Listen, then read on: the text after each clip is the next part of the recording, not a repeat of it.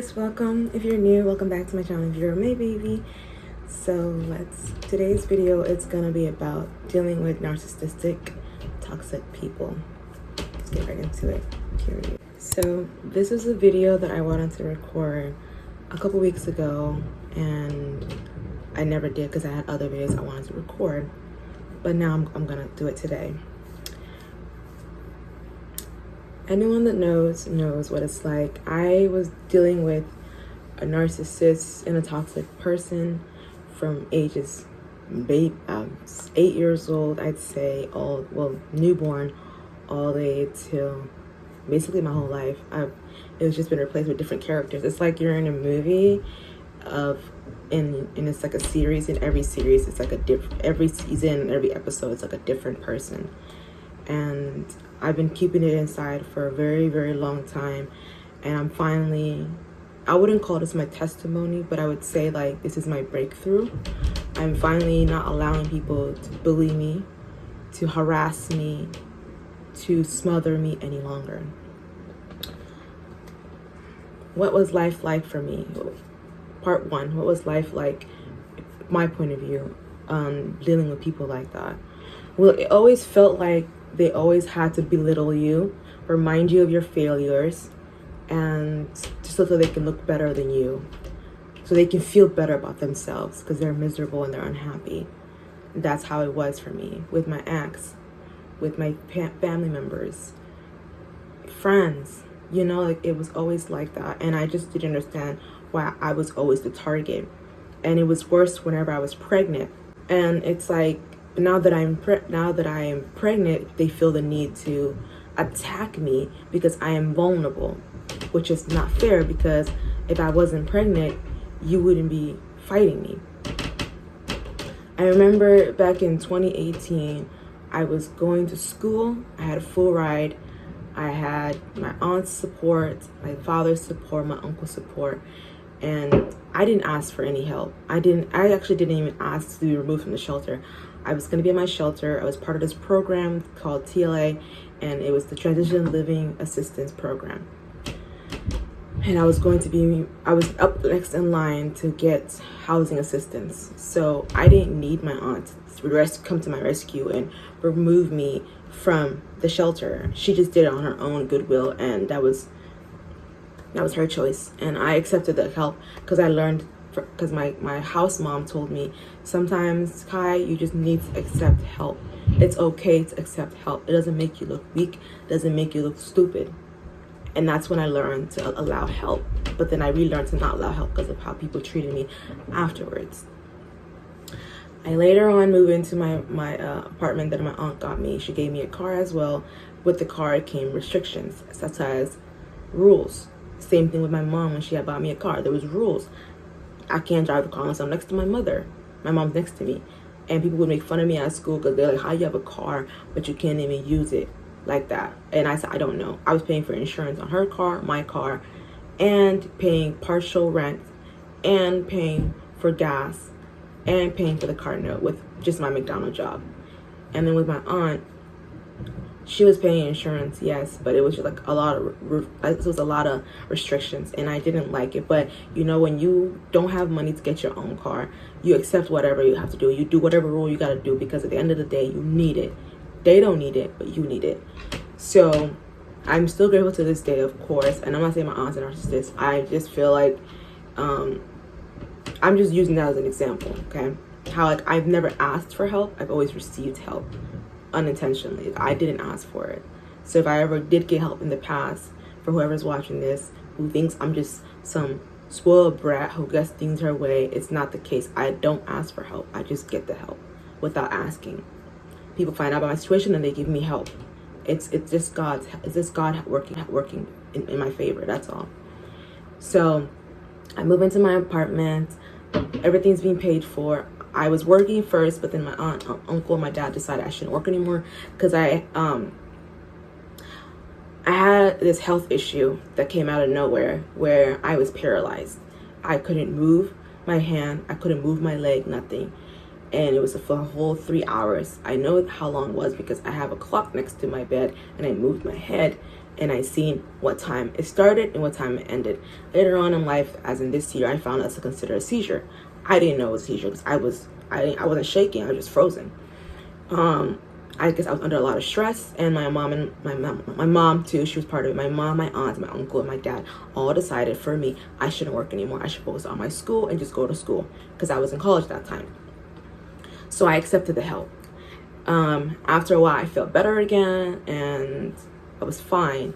But they still didn't want me to work because they were just scared I was gonna go under that situation. That was gonna happen again.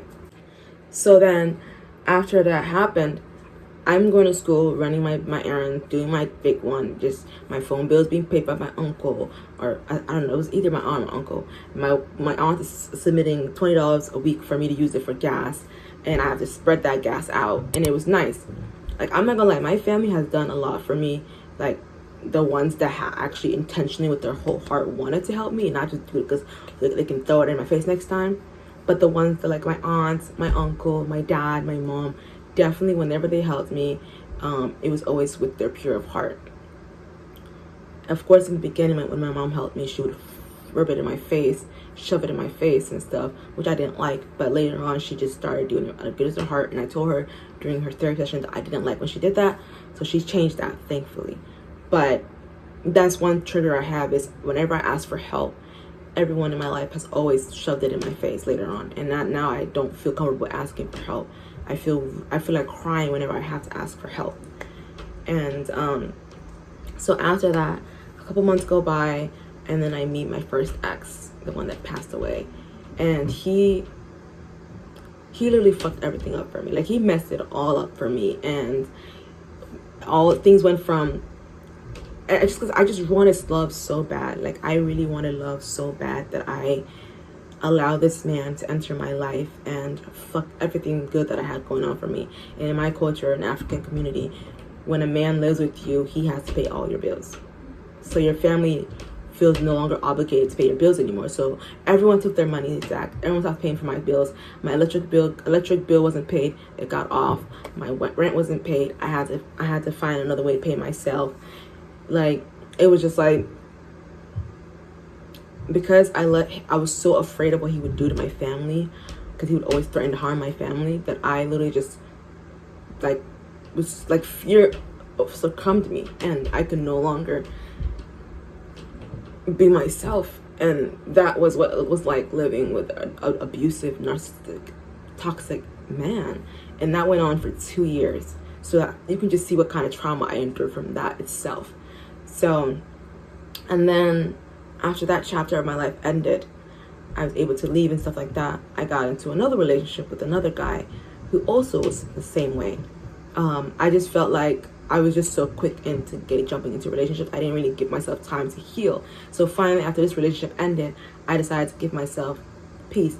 But it's like each time, each storyline I'm telling you guys, all has to do with people either ridiculing me, punishing me for existing, just literally just existing. And I'm like, for a long time, I would always tell myself, you know, maybe it was something I did. No, sometimes people are just miserable, and because they're miserable and you're the most easiest target, they take it out on you, and you just have to learn to defend yourself.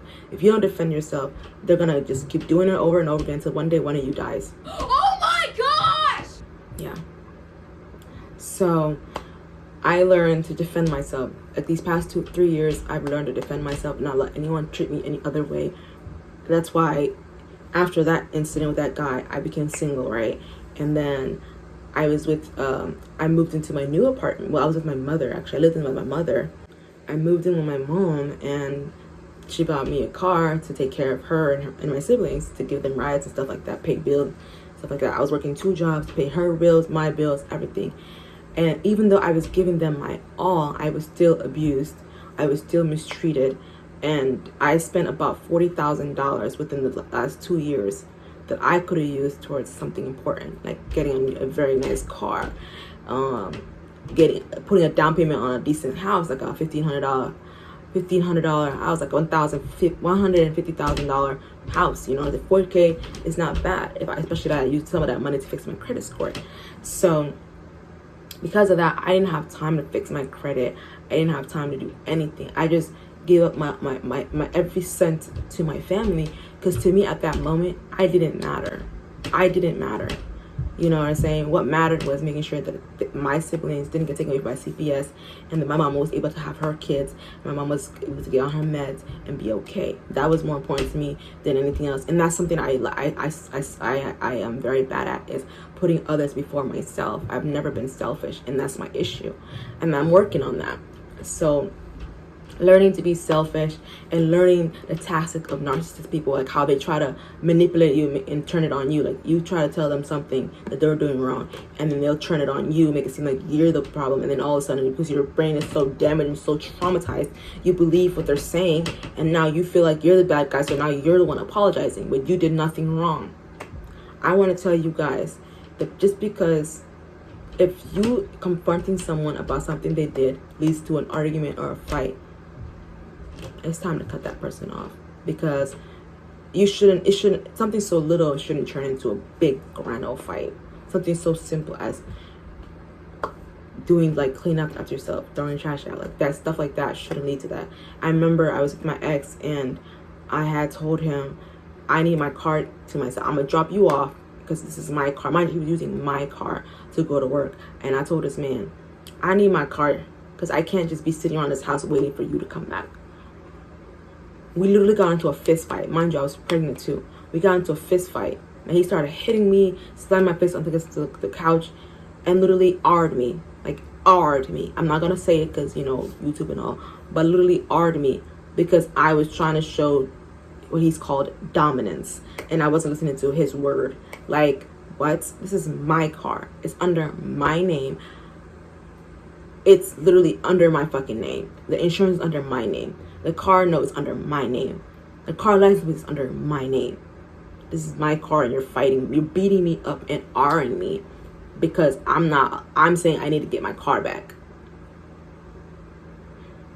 And then all of a sudden, I'm apologizing again. I'm tired of being abused, misused, and treated badly just because I'm a nice person. I'm tired and I'm exhausted. And I just want to tell you guys, do not take no shit from nobody. You shouldn't take no shit from anybody. You know what I'm saying? They try to make you like you're the issue, like you're the problem, when they're just miserable and unhappy, and they're taking it out on you. I hate that for you, and I hope that none of you are going through that. But that was something I had to deal with both my exes. It was like constant R-ing and constant abuse. And then you think you're safe because now that you're at your own place. Because I moved into my apartment, my old apartment, and I'm like so happy. I'm not in my mom's house anymore. I'm in my own apartment. Although I have roommates, I'll be fine. You know, these are strangers, so you thought. So I thought.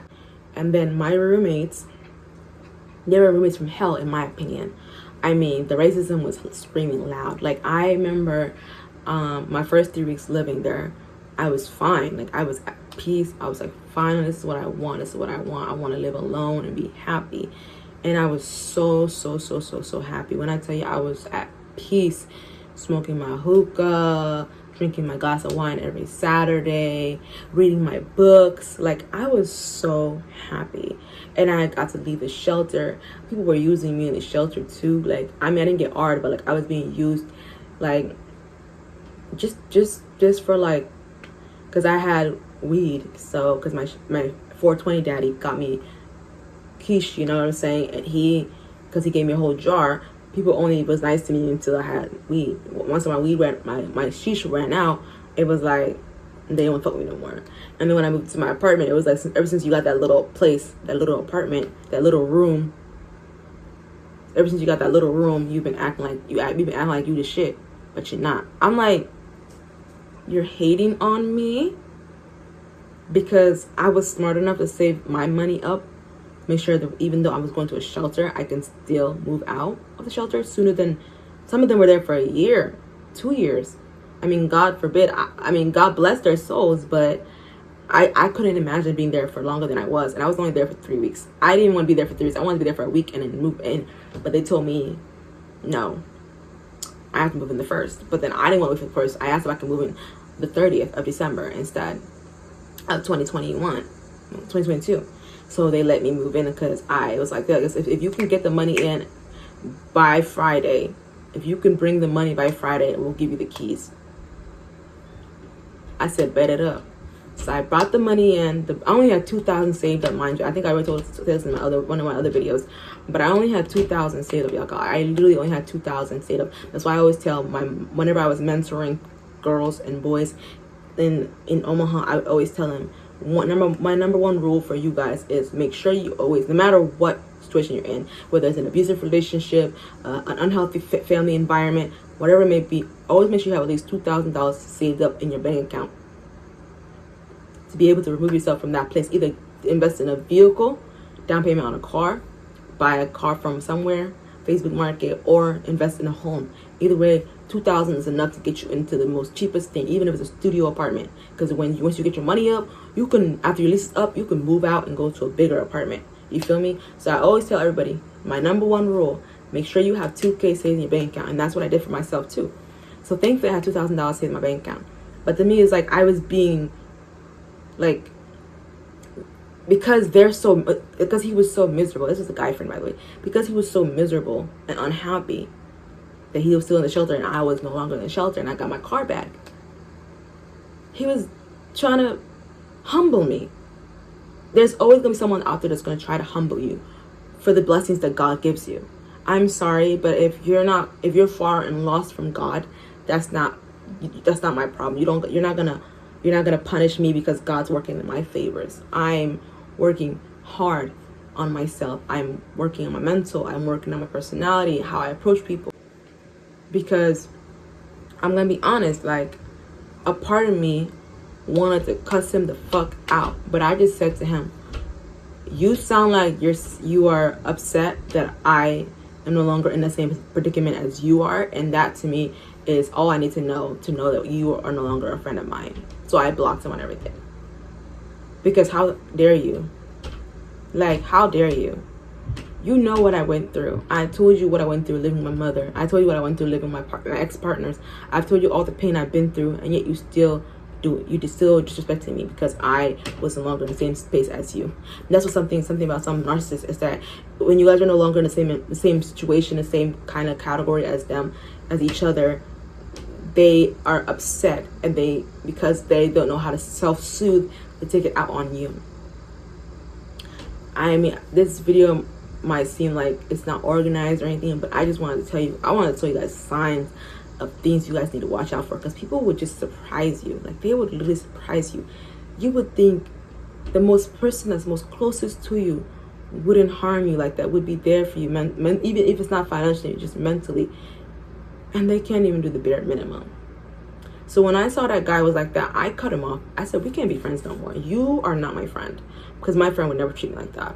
And then after that, I dealt with my roommate. I kind of like sidetracked. Let's go back to the roommates. I was fine at the first 3 weeks, and then all of a sudden I couldn't even peacefully go in my kitchen. I go in my kitchen, they're running out and going to their room like I'm some infected monster. Mind you, it was 2 white girls and 1 Indian, but she was whitewashed Indian. She wasn't like the cultured, really fun, that gets along with other cultures Indian. She was a whitewashed Indian girl, and she didn't want to associate with me because she didn't want them to disassociate from her because we're 2 foreigners. So I digress, and I didn't really care to be friends with them. I just didn't like the discomfort they gave me with the whole running out of the room every time I came in. Like, that was like, I don't even talk to you guys. I come out, I make myself something to eat, and I go back in my room. I don't even bother you guys. So I was just confused. I was just very much confused on what I did. Like, I don't even do nothing to these people. Like, I'm the type of person that stays to myself. I don't bother anybody. I don't do nothing. I just stay to myself. The only people that I would bother, like, and stuff, was like family members. If I was like staying with my cousin at that time, back in 2020. Like, I would play with her and all that, and I'll talk to her. Because to me, I always like to be close with family. That's something I've always struggled with. Now I'm cool on that. But so, like, they would just leave and they would report me for having people come over, even though their friend literally had her men over every fucking day.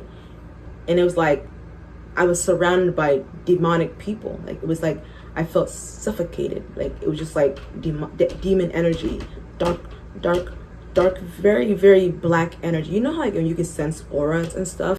You know when you can sense auras and so on and so forth? Like that's how it felt. It was like, it wasn't very welcoming. It was very secluded. And I would be like, oh, but you told me, I remember I telling the girl that I was subleasing with, like, I was like, you told me that your roommates are very welcoming and nice. That's not the vibes I'm getting. And she was like, that's weird because they're very nice to me. Yeah, because you're white too. Like, I don't know why she didn't put 2 and 2 together, but like, you're white, they're white. Of course you guys got along. Of course you guys had Friday cooked together. And I even like, she told me it's just something that you guys could do together. I'm like, okay. I was like, okay. Yeah, I was like, guys, every Saturday, something I have to do for myself is I like to sit down and drink some wine and watch a movie. You guys want to do that? And like put on some face masks. And they're like, oh, that's so cute. That's so nice. But we got plans, so no. Okay. Like, it's not like I didn't try. I tried. But because I'm not white like them, I didn't get the same treatment as my sublease girl did. So I was like, I digress. So when I started being distant from them and not bothering them at all, not even trying to initiate any type of friendship, any type of getting nothing. I didn't try to initiate anything anymore. I just like, I tried 5 times more than I wanted to. I'm done. So I started branching out at work and befriending people. I befriended this one girl. Big mistake. I befriended this one girl and she seemed like a cool vibe. I mean, we're both black, you know, African at that. She was Congolese. I'm East African, so it was perfect to me. I mean, my African sister. You know what I'm saying? I was happy.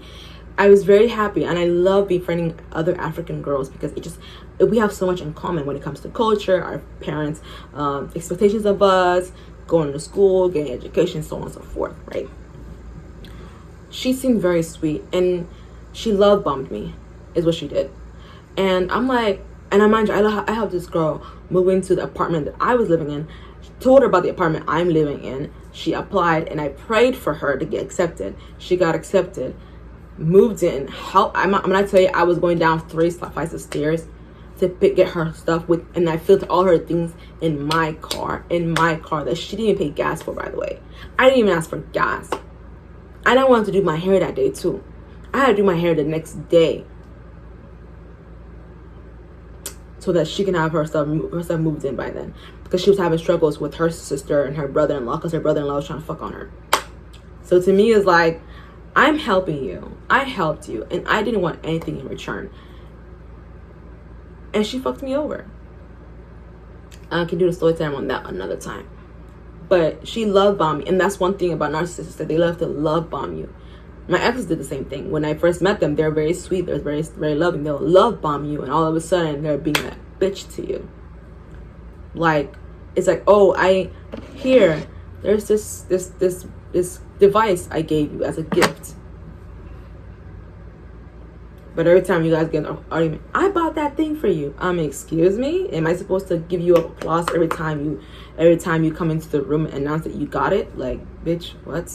Like, that's the vibes. That's what my exes were giving me. Like, they'll give me something, they'll hurt me, and they'll give me a gift. They'll hurt me and they'll give me gifts. And that's what a lot of narcissist people do. Like, I've seen that in movies. I've seen that in girls' story times. I've seen it all. That's one thing. And I just feel like we, as people pleasers, we need to come together and like as a community and just like stand up to these people. Like, stand up and be like, you know what? Fuck you. Be like, you know what? Fuck you. Because you don't deserve my kindness. You don't deserve my love. You don't deserve nothing. And that's why I freed myself from all types of responsibility. I free myself because literally when I tell you guys, I've taken in so much hurt and so much disrespect and pain, and I just let it sit all in my heart to the point where I almost had a heart attack last year. I literally was almost about to have a heart attack. I went to the hospital because my chest was hurting, and they told me that's a close call. I literally almost died last year because I was under so much stress. And if God has blessed me these 2 months to relax, even though I didn't want to, God felt that I needed to rest. He felt like I needed to rest. I was stressed out.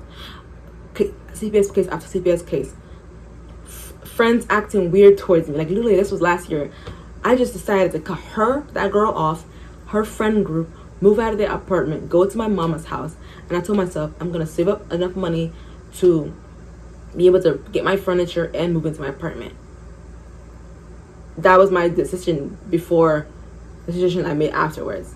But that was my plan. As soon as it was like a month or two before my lease was about to end, I told myself I'm gonna get an apartment by myself. I'm not doing this roommate shit because how my roommates treated me, and then how my roommates treated me in 2020. I just felt like I'm just better off alone. So I had decided I was going to get myself a 1-bedroom apartment, live alone with my cats, and get me a decent apartment and be happy. But me being a people pleaser as I am, like I didn't mind suffering the discomfort, the mental abuse, being at my mom's house after I moved out of my luxury apartment. I didn't mind suffering that for another month or two. I literally, my first week of work, I walked, bruh. My first week or two, I walked to work and back. Sometimes my friend will drop me off if I got lucky. But I literally walked, y'all. I had no ride. Imagine walking on Geddes Street. If you're in Syracuse, you know where Geddes Street is. There's always homeless people. There's always druggies. There's always someone out there smoking cigarettes. Mind you, I'm allergic to cigarettes. I had to walk for 2 weeks. My first 2 weeks of work, I had to walk because my car tires got flat and I didn't have any money to get the stuff. But finally, with God's good gracious, one of my sugar daddies came through with some money because during the summertime I kept having flat tires. My sister had paid for it. I paid her back the $175, but I haven't paid back the $200.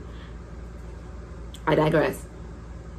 And after that, I told myself I'm not asking her for any more money because of the very fact that I need to find my own way to make this, because I'm very type of person that doesn't like asking for help. So with God's good gracious, I was able to get $200 from my sugar daddy because I told him how my tire is broken, it's flat, literally flat. And then one of my sugar daddies sent me $200, and the other sugar daddy sent me $100 so I can tow my car to where I need to tow it. It was $94 to tow it.